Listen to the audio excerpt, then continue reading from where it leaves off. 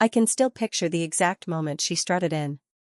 Designer boots echoing through the corridor, mouth set in a thin line, her air of entitlement filling the space before she uttered a single word. It was a Thursday morning. I sat at my workstation as usual, organizing the latest project timelines, confirming client meetings, preparing the briefing materials for the upcoming team summit, the invisible threads that never appeared on financial statements but kept everything functioning seamlessly. For nearly 16 years, I had served as the executive administrator to Edward Bennett, the visionary founder and CEO of Bennett Design Associates, a boutique but highly regarded architecture firm in Boston. Edward had created the company from scratch.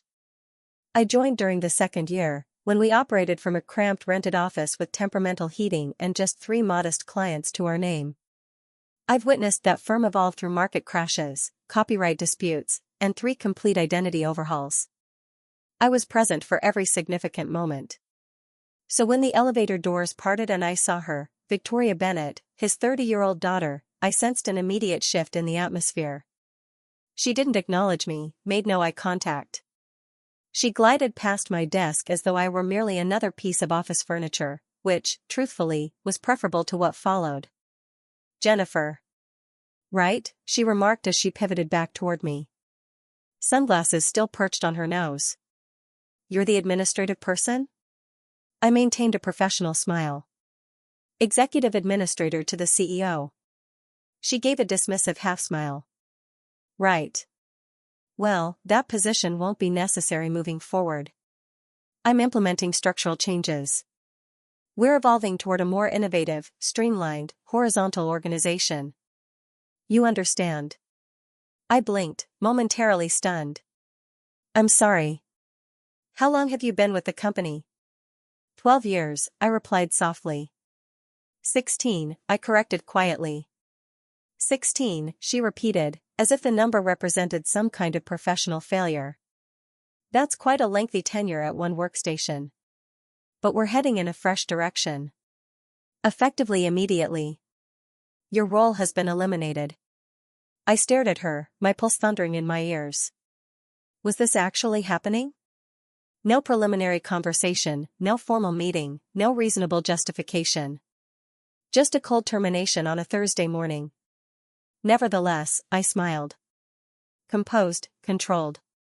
After all, you don't navigate 16 years in professional environments without mastering the art of dignified silence. "I understand completely," I stated. Victoria appeared momentarily thrown by my immediate acceptance. No emotional outburst, no pleading, no tears. "Excellent," she responded, waving a manicured hand dismissively.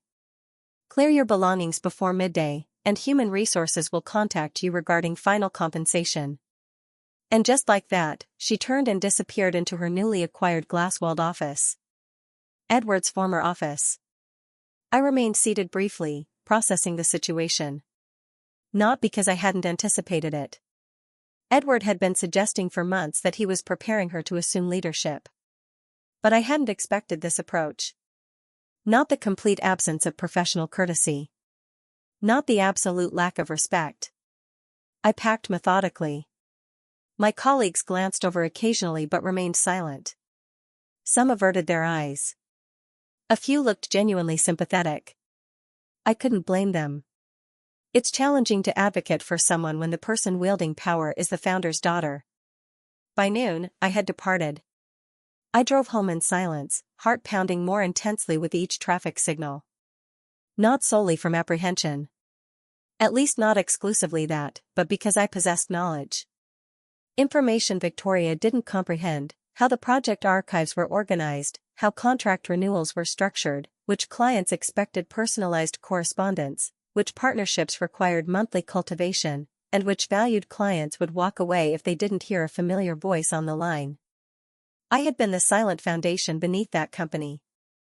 Not flashy, not prominent, but absolutely indispensable. And now I am gone. Just like that. I didn't shed a single tear. Instead, I brewed herbal tea. Opened my personal laptop and contemplated every client relationship I had carefully nurtured, every industry partner I had communicated with, every presentation I had meticulously prepared, sometimes single-handedly rescuing Edward from significant professional embarrassment. Victoria had made one critical miscalculation. She underestimated me completely. She assumed I was merely an administrator, replaceable, inconsequential. But here's the fundamental truth: when you remove the thread that's been quietly holding the entire tapestry together, the unraveling doesn't happen immediately. It begins subtly, almost imperceptibly. But once it starts, it becomes unstoppable. And I had just been dismissed with every contact name, every direct number, and every confidential insight safely preserved in my private journal. She had no concept of what was approaching. Not yet, but she would soon enough. The next morning, I awakened early. From established routine rather than necessity. For 16 years, my internal clock had been programmed to rise before daybreak, address incoming correspondence, anticipate challenges before anyone else even detected their initial signs. But now I am unemployed. No commute to navigate. No meeting preparations to complete.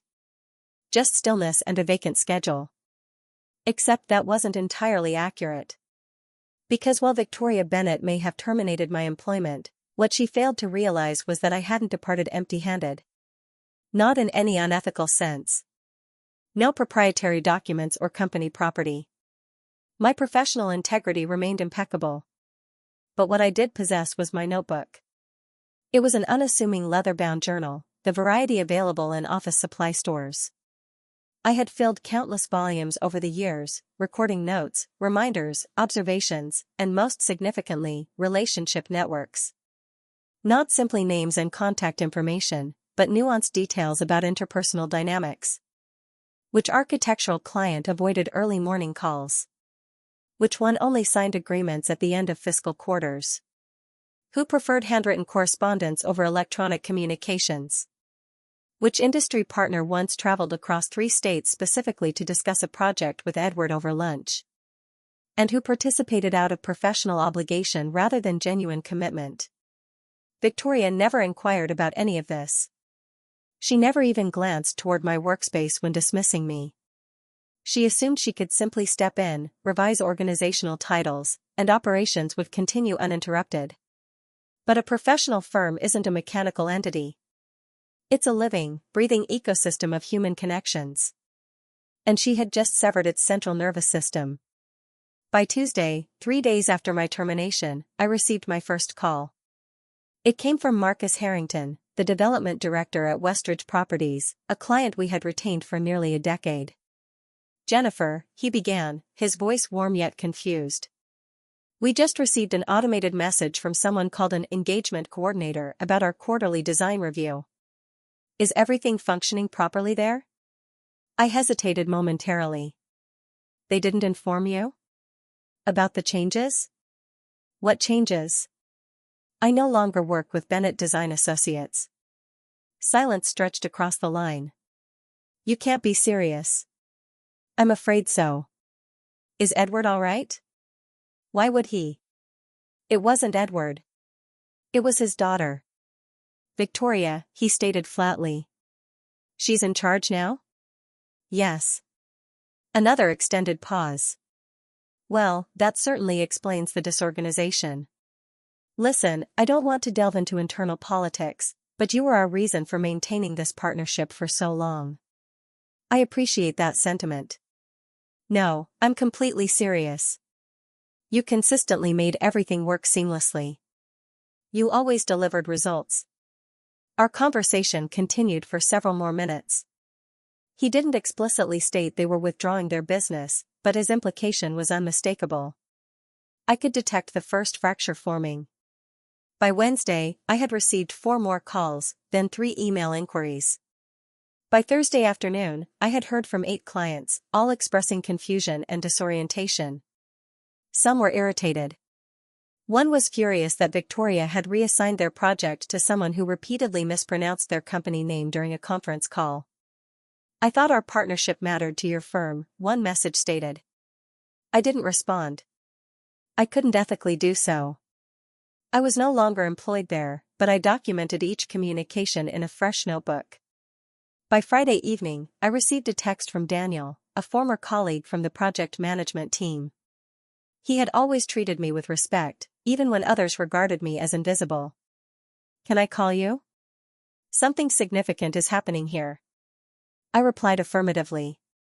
10 minutes later, my phone illuminated. "Jennifer," he began urgently. "Victoria is absolutely losing control." "Why?" "3 of our most significant clients have gone completely silent. No responses, no returned calls. One canceled their design presentation without rescheduling. She's pacing her office like a caged animal." I remained silent. "She's blaming everyone in sight. Claims the administrator she promoted doesn't understand the filing system." Shocking revelation. But here's the most telling part, she's not accepting any responsibility. She keeps insisting we'll recapture their business with innovative approaches. Daniel laughed bitterly. "Jennifer, she doesn't even know which contacts to reach out to. You were the only one who had established genuine relationships with most of them. She simply assumed they would remain loyal because the company name carried weight." I maintained my silence for a significant moment. Then asked, "Have you spoken with Edward recently?" "Not directly. He's traveling abroad. Victoria has informed everyone she's modernizing operations and leading the company into its next evolutionary phase." I could almost visualize her declaring this, likely while dressed in an expensive designer outfit and lecturing someone about synergy and disruption. Daniel's tone softened. "People here miss your presence. Desperately. I miss working with all of you too." We continued sharing updates before ending the call, and I settled deeper into my living room sofa. The house felt unnaturally quiet around me. Victoria believed I was insignificant. But here's the fundamental reality about people like her. They confuse visibility with value. They assume if you're not delivering presentations or signing contracts, your contribution is negligible. But my contribution was substantial. And by the time Monday arrived again, she would understand precisely how much, because I hadn't initiated a single contact. I hadn't orchestrated any resistance. I hadn't communicated with a single client about my termination. They were withdrawing their business entirely on their own. All I needed to do was observe, listen, and document. Because the avalanche had been set in motion. And Victoria, she was standing directly in its destructive path. By Monday morning, it wasn't merely a ripple effect. It had become a tidal wave. I hadn't set foot in the office since Victoria terminated my employment. I hadn't sent any communications or alerted anyone. Nevertheless, the company's once steady rhythm had become erratic. I could sense it without physically being present. At 9:38 a.m., Daniel texted again. 3 additional clients have withdrawn. Victoria is completely unraveling. I stared at the message, allowing its significance to register fully. In just over a week, 6 major accounts had either ceased communication or officially terminated their relationships. I opened my notebook and reviewed the names. These weren't just random clients. They represented the firm's fundamental support structure. Each account generated hundreds of thousands in annual revenue. And each one had an extensive history with Bennett Design Associates, and with me personally. Yet Victoria hadn't bothered to contact a single one directly. Why would she? In her perspective, success was inherited. Respect was presumed. Loyalty was automatic. She never grasped the essential truth. Loyalty is earned through consistent attention during crisis calls at midnight. Personalized notes, rescheduled meetings during transit disruptions, remembered family milestones, and the quiet reassurance that someone, somewhere is maintaining order behind the scenes. That was my role, and I was gone. Just like that.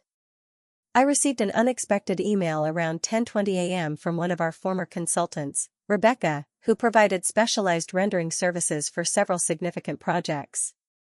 Subject line, checking in. Hey Jennifer.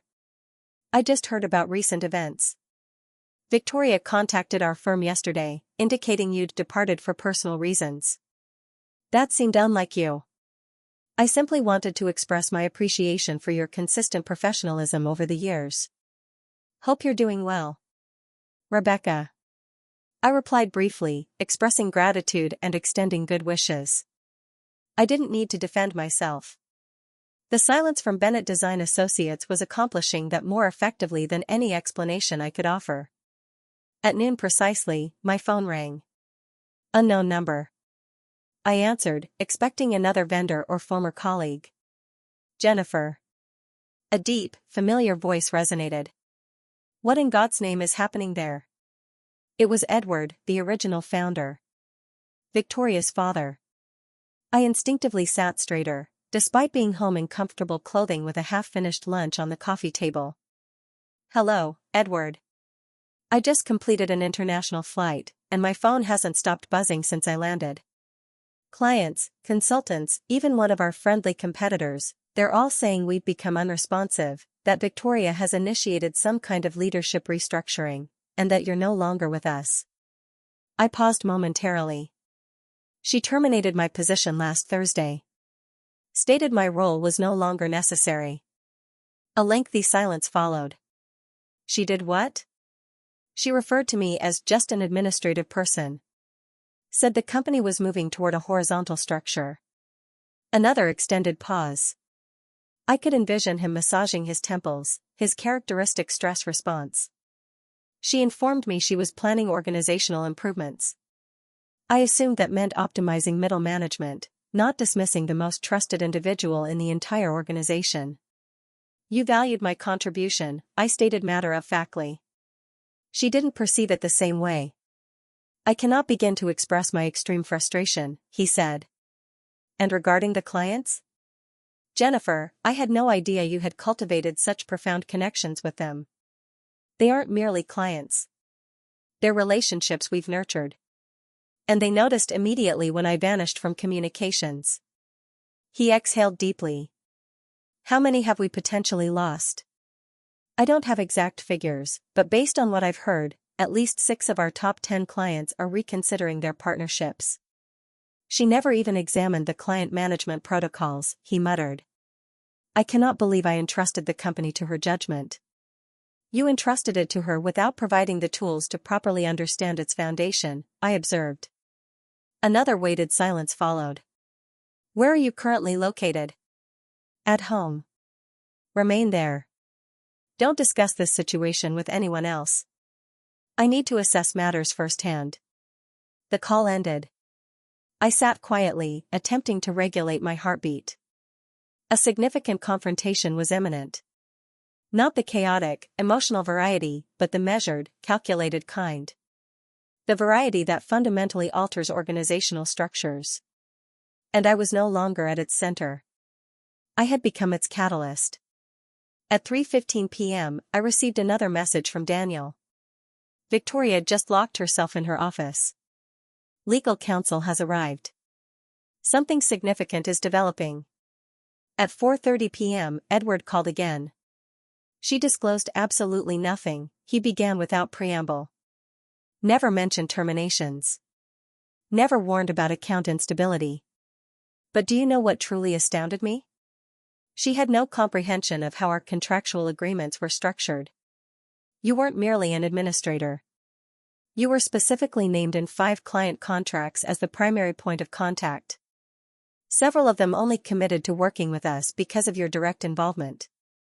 I was aware of that. Why did you never bring this to my attention? Because I didn't require recognition. I simply wanted my work to have a meaningful impact. A brief pause followed.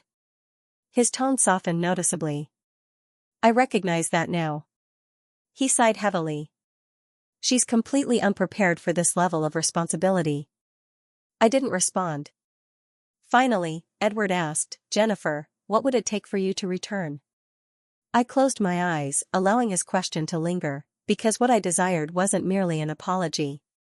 It was a fundamental reevaluation of worth. I didn't immediately address Edward's inquiry. What would it take for you to return? He had asked with unmistakable urgency, but I allowed the silence to expand. I knew he was pacing, his mind calculating how to preserve what remained of the company he had built from nothing. Eventually, I responded, if I were to return, it wouldn't be to quietly occupy a desk in the background. Name your conditions, he replied without hesitation. Complete decision-making authority over client relationships, I stated firmly. Reporting directly to you exclusively. I want my professional title revised appropriately. I require access to all operational reports and client analytics, and I need written confirmation that Victoria will have no supervisory authority over my responsibilities. A brief pause followed, short but revealing. I can arrange all of that, he assured me. I haven't finished, I continued. I want to establish a comprehensive onboarding system for new team members, something we should have implemented years ago. I want meaningful input regarding hiring decisions, and I want Victoria to issue a formal internal communication acknowledging her misjudgment. Another pause ensued. That final request might present challenges. I understand that, but if I'm returning to address this situation, I want everyone to understand precisely why the disruption occurred initially. He released a measured breath. Understood completely. I recognized then that he didn't simply want me back. He absolutely required my return. Not from guilt or loyalty, but from pragmatic business necessity. The organizational structure was collapsing, and I was the only person who still understood its fundamental architecture. The following morning, I received an official email. Director of Client Relations. Effective immediately. Reporting directly to the founder/CEO. Attached was the employment agreement, signed and properly executed, containing everything I had requested. I arrived at the office shortly after 10:30 a.m. I didn't use the service entrance. I walked purposefully through the main reception area. My heels resonated distinctly across the polished hardwood. Every head turned in my direction. Conversations abruptly ceased. Colleagues observed me as one might watch a phoenix returning to the ashes from which it rose. Daniel met me at the elevator. He appeared as though he wanted to embrace me, but simply offered a respectful nod. She's in the conference room, he whispered. Perfect. Edward was already present when I entered. So was Victoria. She looked absolutely drained. Rigid posture, tense jawline visibly clenched. Several department directors sat along the opposite wall, uncertain whether to stand in acknowledgement or sink deeper into their chairs. I approached the head of the conference table and placed my portfolio down with deliberate calm. Edward gestured for me to sit beside him. Victoria's eyes fixed on me as though I were an apparition she had fervently hoped never to encounter again. Edward cleared his throat authoritatively. Some of you are aware we've experienced significant operational challenges recently. Challenges? Victoria interjected sharply. The industry is referring to it as a mass client defection. Edward remained composed. Whatever terminology we apply, we're addressing it decisively now. Jennifer has agreed to return in a leadership capacity, effective immediately. Victoria's expression transformed into disbelief. Excuse me? You made decisions without understanding the underlying infrastructure, he stated directly. Now you're witnessing the consequences. Jennifer possesses the experience necessary to re-establish stability. This matter is not open for discussion. Victoria laughed bitterly. She's an administrator. Or have we collectively forgotten that fundamental fact? No, I responded, meeting her gaze directly. You failed to recognize that I was the essential connection between your clients and your contracts. You overlooked that I understood them intimately, not merely their names, but their preferences, their expectations, their priorities. And most critically, you forgot that professional service firms don't thrive on hierarchical structures. They flourish through trusted relationships. She rose abruptly. So this is about public humiliation? Not at all, I replied evenly. This is about preserving what remains viable. Victoria glanced toward her father. You're actually allowing this to happen? I'm not permitting it, he clarified. I specifically requested it. And you should be genuinely appreciative. Yes, she stated flatly. An excruciating silence descended over the room. Victoria remained standing momentarily before turning and exiting, the door closing behind her with a soft but definitive click. Edward addressed the remaining team members. We'll distribute an official statement this afternoon to our remaining clients. Jennifer will serve as the primary contact for all retention initiatives. The department directors nodded. Several appeared visibly relieved. I stood confidently. I'll need complete access to all communication records from the past 3 weeks. I want a comprehensive understanding of our current position. Edward nodded affirmatively. Everything will be made available immediately. I departed the conference room with purposeful determination. My heartbeat is steady and measured. Victoria had arrived a week earlier, believing she could erase everything and rebuild according to her vision, but she had no comprehension that the foundation she dismantled was the only element maintaining the company's structural integrity. And now I was the individual reassembling the fragments. But I wasn't reconstructing it according to its previous design. I was creating something more resilient, something more equitable, and she had been effectively marginalized. Over the subsequent 72 hours, I rarely diverted my attention from my responsibilities. The initial priority was stabilizing remaining assets. My inbox had transformed into a virtual battleground. Clients expressing confusion, anxiety, some displaying anger. Others had completely ceased communication. And that was most concerning. I recognized the indicators. Silence typically meant discussions were already underway with competing firms. I reached out personally. No generic templates, no marketing language. I composed each message individually, customizing them with the type of detailed information that only develops through years of authentic engagement: children's names, academic achievements, specific challenges I had resolved during late evenings and weekends. I wasn't simply requesting they maintain their relationships with us. I was reminding them why they had initially selected our firm as their partner. By the conclusion of the 3rd day, I had communicated with 17 clients. 11 confirmed willingness to renegotiate terms.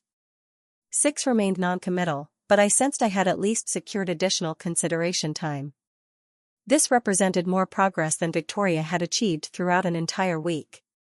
Daniel visited that afternoon carrying 2 cups of premium coffee. You appear as though you haven't paused for breath since your return, he observed. I likely haven't. He hesitated momentarily before placing the beverage on my desk. Not to create additional complications, but Victoria has been informing staff members that she specifically requested your return to the company. I smiled subtly. Let her continue. You're not planning to correct her misrepresentation? That's unnecessary. Everyone is observing the situation unfold. They can clearly identify who's actually resolving issues. Daniel nodded thoughtfully. Nevertheless, it's remarkably disingenuous. That reflects desperation, I noted. And desperation invariably leaves evidence of its existence. Later that evening, I was reviewing materials in the conference room when Edward entered. He appeared significantly older than I recalled, more fatigued. The week's events had visibly affected him. How severe is our situation? He inquired directly. Realistically, we've already lost approximately 75% of our premium accounts. If we fail to secure the remainder within the next 2 weeks, we'll need to consider significant staffing reductions. He exhaled sharply and seated himself across from me. I never anticipated such rapid deterioration. Because you underestimated the cohesive element. He looked up questioningly. You mean yourself? I didn't verbally respond. He leaned forward intently. Jennifer, I allowed my daughter to destabilize this company. I believed assigning her the leadership title would inspire her to develop accordingly, but she wielded it as a shield. She didn't lead effectively. She simply issued directives. Professional titles don't create leaders, I observed. Actions define leadership. He nodded slowly. What happens next? You allow me to complete what I've initiated. You provide space for me to rebuild our professional reputation, not merely externally, but internally for our team members. Morale has deteriorated substantially. People are experiencing anxiety. They've lost confidence in leadership currently. We cannot convey stability to clients when our internal environment remains chaotic. He tilted his head slightly. And regarding Victoria? I don't require her removal, but I do need her to remain uninvolved in my operational area. He offered a faint, weary smile. Consider it arranged. By week's end, we had launched a comprehensive outreach initiative. Each team member received assigned client contacts guided by protocols I established. Every interaction was thoroughly documented, every concern systematically tracked. We shifted emphasis away from explanations and toward accountability. It wasn't flashy or revolutionary, but it was authentic. And it was producing results.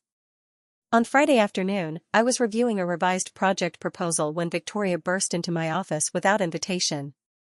Visibly agitated, her voice razor-sharp. "You've been consistently undermining my authority." I looked up calmly. "Good afternoon, Victoria. Don't present a cordial facade. You've been interfering with everything. People regard you as though you're the executive leadership. I'm simply fulfilling my responsibilities." "No, you're performing my function. I represent this company's future direction." "No," I stated evenly. "You were the experimental approach. The future remains undetermined." She laughed coldly. "You believe you've triumphed because you secured a revised title and corrected a few contractual issues?